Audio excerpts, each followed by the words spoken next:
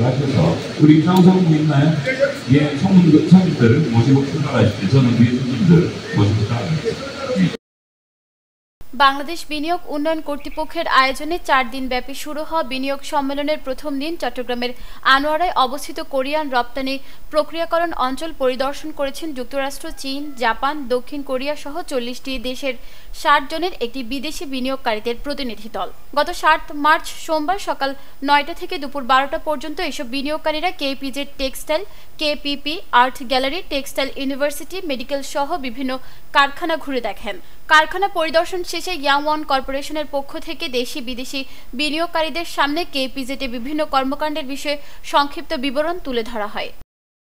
আমরা কেপিজেড already established একটা কেপিজেড, ওনারা আসবেন, দেখবেন কেপিজেড এর ফ্যাক্টরি কতগুলি সেট আপ হয়েছে, কেপিজেড কীভাবে সাপোর্ট পাচ্ছে সরকারের কাছে, এখানে ইনফ্রাস্ট্রাকচার কী আছে, এখানে কত জনবল আছে, এখানে কাজকর্মের কী সুবিধা অসুবিধা সবগুলি তারা দেখে, এটা দেখে they will make up their mind.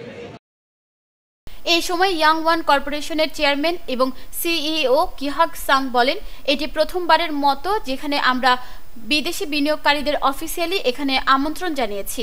নতুন অন্তর্বর্তীকালীন সরকার দেশে বিনিয়োগকারী টানতে কাজ করছেন। আগের আর এই সরকারের মধ্যে পার্থক্য হলো এই সরকার বিনিয়োগকারীদের বাংলাদেশে আমন্ত্রণ জানাচ্ছেন এবং বিনিয়োগ বাড়াতে কাজ করছেন। এবং তার অংশ হিসাবে কীভাবে কোরিয়ান ইন্টিগ্রেটকে আরও স্ট্যান্ডার্ড করা যায়, কীভাবে এখানে বিনিয়োগ আকর্ষণ করা যায়, আরও বিদেশি বিনিয়োগ নিয়ে আসা যায়, এই লক্ষ্যকে টার্গেট করে এবং এই সামিটকে আমরা কোরিয়ান ইন্টিগ্রেটকে বিনিয়োগকারীদের সঙ্গে উপস্থাপন করছি। তিনি আরো বলেন, ভবিষ্যতে বিনিয়োগের জন্য বাংলাদেশ একটি আদর্শ জায়গা।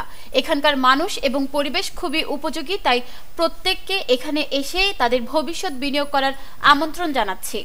পরিদর্শনে আসা নেদারল্যান্ডসের বিনিয়োগকারী রিক বলেন, এখানে অনেক সুবিধা রয়েছে। এখানকার সব পরিদর্শন করে আমার কাছে খুব ভালো মনে হচ্ছে।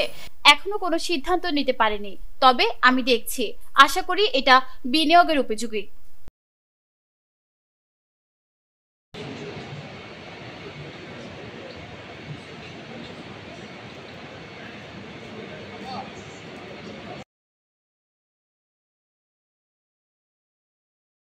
নিউজ ডেস্ক, দৈনিক পূর্বকোণ।